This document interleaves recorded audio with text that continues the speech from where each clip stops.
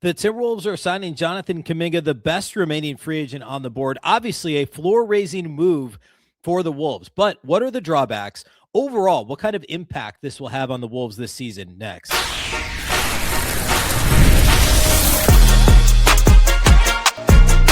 are Locked On Timberwolves, your daily Minnesota Timberwolves podcast. Part of the Locked On Podcast Network, your team every day. Hello and welcome to the Locked On Wolves podcast. My name is Beecken. I'm the host of the daily Locked On Wolves show. Welcome into a very special bonus episode of Locked On Wolves as I give you an instant reaction, really, to the Jonathan Kuminga news. That's all we're doing on today's show. I'll have another episode on Friday, working on setting up a conversation with Charlie Walter of Locked On Warriors. He's going to give us his perspective on covering Jonathan Kuminga for multiple seasons in Golden State, pros and cons of him as a player, some of the stuff, the roller coaster that went down in Golden State between primarily Steve Kerr and Jonathan Kuminga. What's the on-court impact? What to pay attention for off the court, perhaps, and what could his fit ultimately be with Minnesota? That'll be Friday's show. Today, I'm going to give you a quick hitting 15 to 20 minutes about how I feel about the move. First, we're going to start with the actual fit with Kuminga on the Timberwolves, the on-court fit, the pros and the cons of that. And then on the second part of the show today, we're going to talk about the trickle-down impact on the roster, because there will need to be another move that's made in the next few days by the Wolves to avoid paying luxury. Well, actually, they just have to make a move to get below the second apron. There's no question about it. They're going to. What is that move going to be? We'll speculate a little bit, talk about potential rotation impact, depending on, I really think there's two options. We'll get into that a little bit later. First, related to the Jonathan Kuminga move, period. This was a move that, of course, the Wolves were kind of on the fringes of the conversation early in the offseason. I always thought Kuminga was going to get paid more somewhere else. I thought maybe Atlanta would retain him, but when they allowed him to walk versus pay him 23 or 24 million, whatever it was, there was a sign and trade possibility with the Lakers. That didn't come to fruition.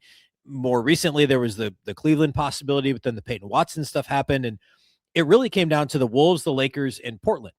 And the Timberwolves offered the right combination on the Kuminga side of things. Like, if you look at it from Jonathan Kuminga's perspective, the Wolves are the right combination of opportunity, very likely a starting spot in Minnesota, playing with a superstar in Anthony Edwards, playing with a pass-first dynamic point guard in LaMelo Ball, and a team that's going to have a top 10 offense, almost for sure, and will play very fast. There's going to be lots of opportunities for points, for rebounds, for counting stats for Jonathan Kuminga.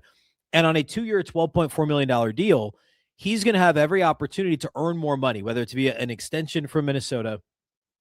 Perhaps it's when he hits free agency, when he's still in the prime of his career. He'll only be 25 at the end of this deal. So if he builds his value over the next couple of seasons, or even earns an extension from Minnesota before then it'll all have been worth it.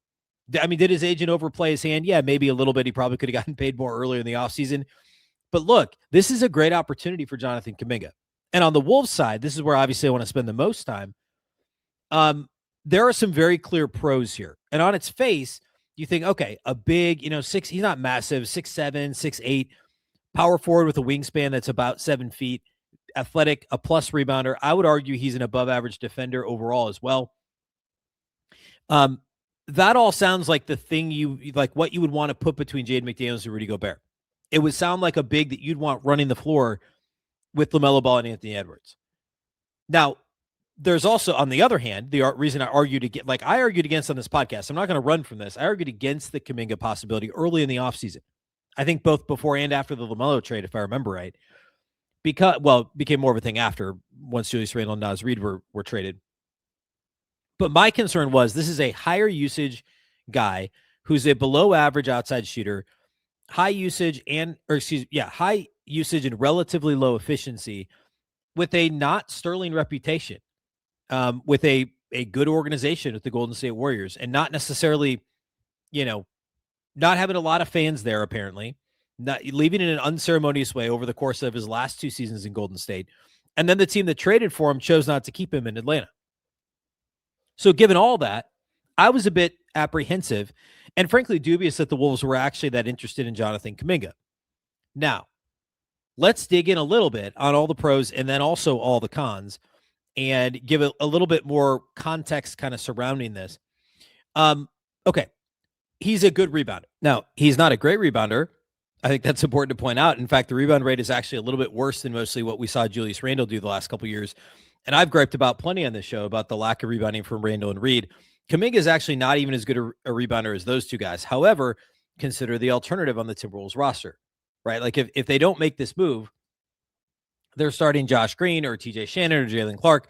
And obviously, Jonathan Kuminga is the best rebounder of that group. And it's not particularly close. And I would argue he's probably going to be a more consistent defensive rebounder than Julius Randle was. I think in this with this team, he'll be fine. And last year was actually pretty good, especially once he got to Atlanta on the glass. So I'm not super worried about that, but he's a solid rebounder. And again, that's an upgrade. Like we're comparing a couple things here, right? We're comparing the upgrade to what's already on the roster and also to the Randle Nas duo in the past as well. As a defender, Jonathan Kuminga is I think a little bit of an underrated defender. I think one-on-one against more athletic fours, he's a really good defender.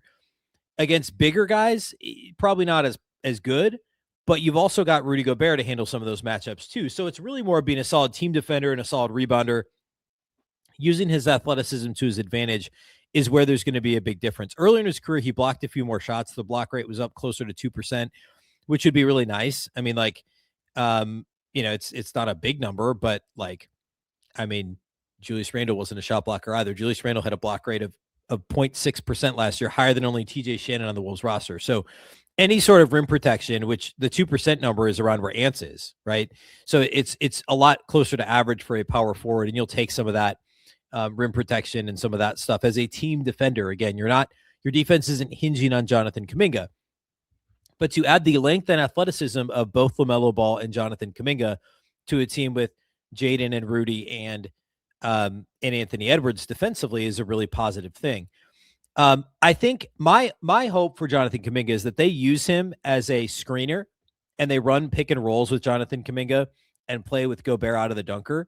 And as long as you can manage that spacing in the paint, the vertical spacing really with Gobert and Kuminga both on the floor at the same time, now you've got whoever's running that. You've got Jaden, who's a 40+% three-point shooter now, and whoever's running the pick and roll, either Ant or LaMelo, and then the other one who's also, both of them are very dynamic three-point shooters, which we've talked about a lot on the show. That's a really dynamic offense. You could do inverted pick and rolls. You could have Kuminga involved with Ant or whatever the case might be. I think involving Kuminga in the middle of the floor is going to be better than just having him stand in the corner. We're going to get to cons here in a moment, but I worry a little bit about the lack of three-point shooting chops, and especially from the corners for Kuminga. To me, that's a concern. Kuminga is a good cutter, and we'll dig into this on a future show. We'll talk about some of the numbers with him as a cutter, but he's super athletic, and like I said, has a wingspan of 7 feet. There's a lot to like with him as an off-ball player within the scope of the Timberwolves offense. And that to me is really encouraging, is the different things he can do as a cutter, and related to that, the athleticism, both in general as just an incredible athlete. Incredible is maybe a strong word, a plus athlete for sure, both in the half court as a cutter, maybe as a screen and roll guy, a lob threat potentially. I know he's not huge, but again, athletic, long arms. And then also in transition. And Kuminga traditionally hasn't played super fast, but you look at some of the teams he's played on and the roles he's had, the speed and athleticism of this Wolves lineup, and think about a small ball lineup with Kuminga on the floor and maybe Io's on the floor, maybe TJ Shannon's on the floor, and some combination of those guys plus Ant and LaMelo Ball and with Gobert off the floor.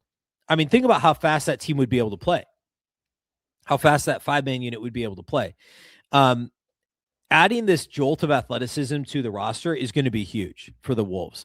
And just the dynamic ability that Kuminga brings is again, clearly a level to which the existing roster without him did not have. Like TJ Shannon's excited and electric, but he's smaller than Jonathan Kuminga and plays with less force than Jonathan Kuminga and is not as good of a defender as Jonathan Kuminga or a rebounder. I do have some concerns, and I'll talk about that here in a minute. I'll talk about what I think this does to the Wolves' ceiling, and then I'll also talk about the roster trickle-down effect. We'll do that next here on this bonus episode of Locked On Wolves.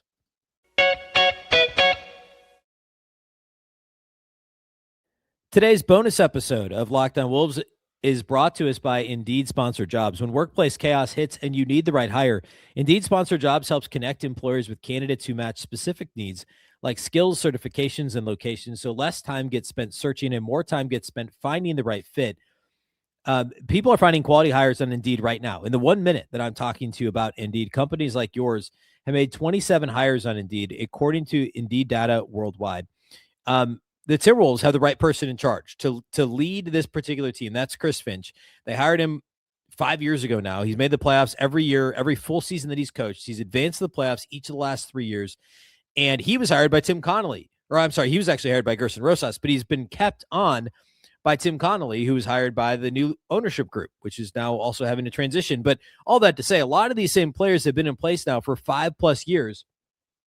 And the Wolves, believe it or not, have had as many playoff wins as any organization over the last few years, right up there with the Denvers of the world, and have been consistent because of the consistency they've had since they figured out those big hires. Spend less time searching and more time actually interviewing candidates who check all your boxes, less stress, less time, more results when you need the right person to cut through the chaos. This is a job for Indeed Sponsored Jobs. Listeners of this show get a $75 sponsored job credit to help get your job the premium status it deserves at Indeed.com/podcast. Just go to Indeed.com/podcast right now and support our show by saying that you heard about Indeed on this podcast. Indeed.com/podcast. Terms and conditions apply. Need to hire? This is a job for Indeed Sponsored Jobs.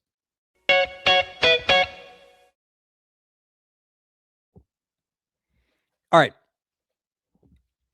Let's talk a little bit about the cons of the Kuminga addition and some of my concerns back when the Wolves first started being rumored to potentially be interested in Jonathan Kuminga, which, by the way, I've been on this from the beginning. I had a couple of shows about, I have here my notes from a show I did. I think this was early July, like shortly after free agency opened, when I went through like starting options. What I had Kuminga in the same category as Jeremy Sohan and Maxi Kleba, believe it or not, in terms of guys who, like, people see the name as like, they could start, but I didn't love the fit, right?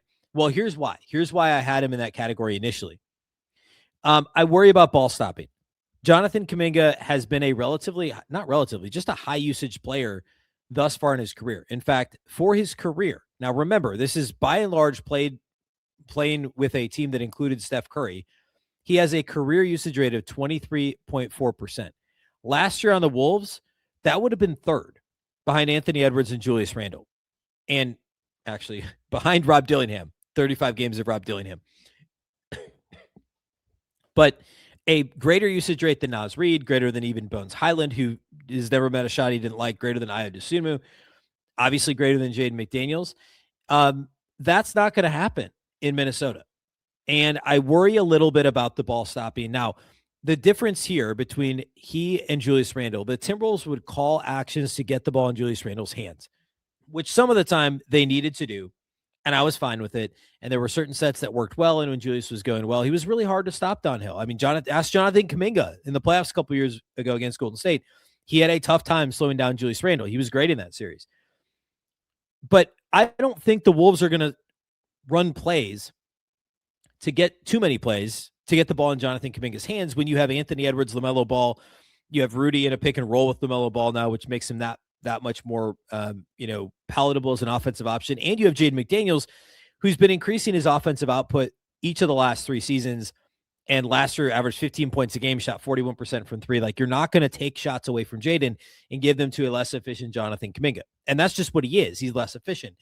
So as long as it's been agreed upon that Kuminga is going to play within the framework of whatever the Wolves do offensively, and that Chris Finch doesn't run sets to just simply get the ball in Jonathan Kuminga's hands, Kuminga is going to get his. Like, if he just plays in transition, if he, plays as a screener, if he plays a little bit out of the corner, which we'll talk about here in a second, there's going to be plenty of opportunities for, for Jonathan Kuminga to have an impact on the offensive end of the floor without getting into the ball stopping, without getting into calling plays specifically for Jonathan Kuminga. That is my concern, is that and also he's still trying to get that next contract, right? He didn't get the big contract he thought he would get this offseason. And now, is he just going to be hunting for some of those stats? Now, again, and part of the reason I'm dubious is because of how things happen in Golden State, right? But again, if he is a good soldier and follows along with undoubtedly what the pitch was, he's going to get plenty of opportunities. I mean, as the fifth wheel, or even the fourth wheel or fifth wheel within the offense when he's on the floor, and also he'll get opportunities with the second unit where he's on the floor with guys like Jalen Clark or Bones Highland or what have you, and he's going to get plenty of opportunities as a second or third option. Anytime he's on the floor, he's going to get opportunities by the sheer volume of possessions the Wolves will get because they're going to play a lot faster. And that to me is the sales pitch to Kuminga about like, hey man, you're still going to get yours. Like you're still going to get your stats. You don't need to, twist yourself like a pretzel to try and get up as many shots as you can. My other concern is the shooting. Jonathan Kuminga for his career is a 33% three-point shooter. He was 33% last year. The year prior to that, he was 30%, 32% the season before that, which was his best overall scoring season when he started 46 games, played in 74 games for a 46-win Warriors team that flamed out in the play-in tournament. From the corners, and this is equally as concerning, perhaps more so, he's only 35%, a shade under 35% for his career. He was 33% last year, 28% the year before that. Now, years 2 and 3 in the league, which is he played pretty much those whole seasons, he was over 40% from the corners, and the volume was similar. So I don't know what happened there. I don't know if it was a schematic thing and in terms of how Golden State was playing or what the deal was. But he was super effective in the 23-24 season, shooting almost 44% from the corner. He was, and by the way, that was the season he was only 32% from three, but he was 45% from the corners. He also averaged 16 points per game that season and shot 58% on twos. Like, we'll take all of that. The Wolves would love to have that. He averaged 5 rebounds a game, mostly playing the 4 with that Golden State team. And that was, again, a team that finished with 46 wins and was a top 10 offense. And he started more than half of their games that year.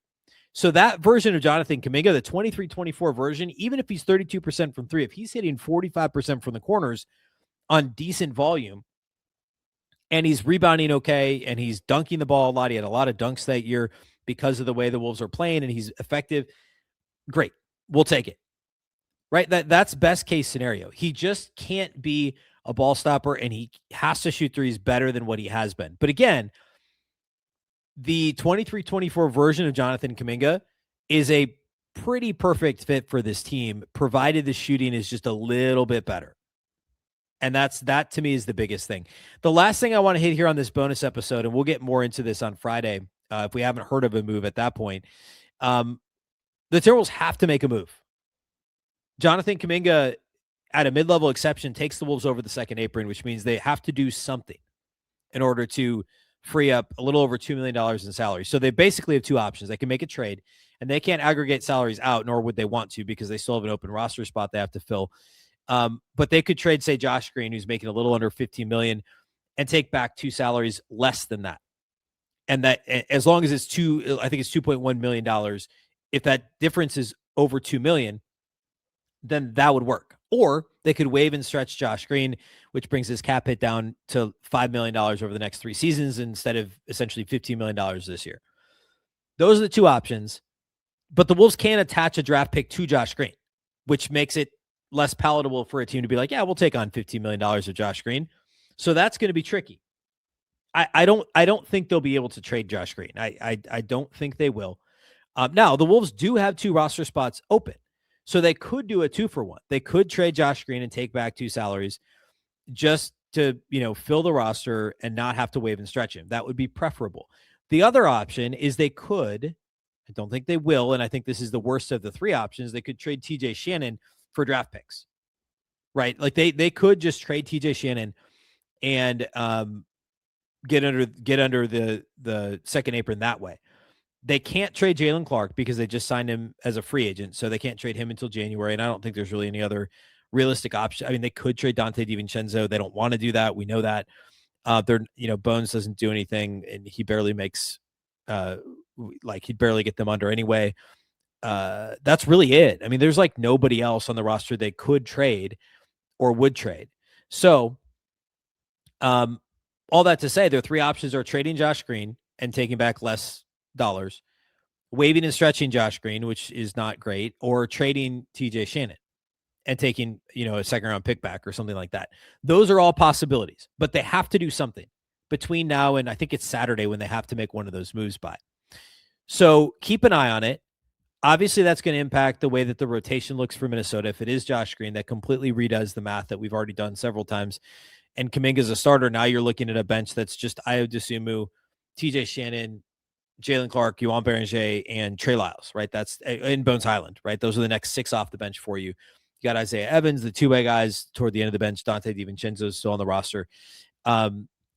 It would rebalance the roster nicely. It's unfortunate. Josh Green in a vacuum is more impactful as a role player, I think, than the bad version of Jonathan Kuminga, right? I mean, just like, because the bad version of Kuminga is taking inefficient shots and perhaps hurting you defensively, whereas the role player, Josh Green, is a low-usage, high-efficiency player who plays good defense and can play multiple positions, whereas Kuminga is kind of a 4 that can play some 3, but you have the spacing concerns. So, in my mind, this is a high ceiling, low floor type move, which you would also argue is the LaMelo Ball situation. Now, the difference is if LaMelo is healthy, I don't think it lowers the floor all that much. I just think you're hanging a lot on LaMelo, a guy who we know has been spotty in terms of his availability. The Kuminga thing, I think, no matter what, is high ceiling, low floor, relatively speaking. Now, the gap isn't as big as with LaMelo, right? Because if Ball plays, they're going to be great. If he doesn't play, they're going to struggle. Kuminga's is a small, a smaller high and a lower high and a higher low, if you will, in terms of the variance. But I don't think there's a whole lot in between. I think if he plays his role and plays it well, this elevates the Wolves. It really does, by a couple of wins this season.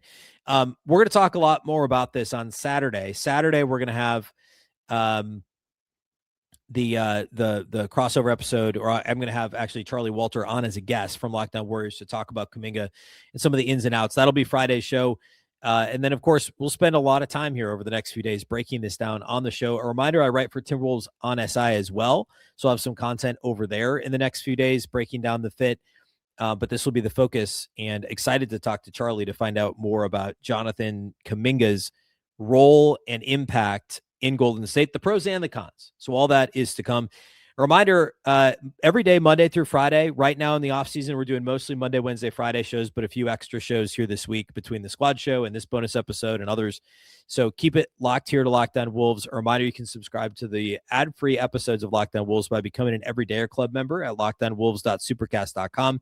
Ad-free audio episodes, plus you get access to the Discord channel as well. A reminder that you can also watch Lockdown Wolves, of course, on YouTube, as well as subscribe to any wherever you listen to podcasts. You can find this show. You can follow and subscribe there. A reminder that Lockdown Wolves is part of the Lockdown Podcast Network, now the #1 sports podcast network, your local experts on all the biggest stories. Once again, I'm Ben Beecken. This is the Lockdown Wolves podcast, and we'll catch you next time.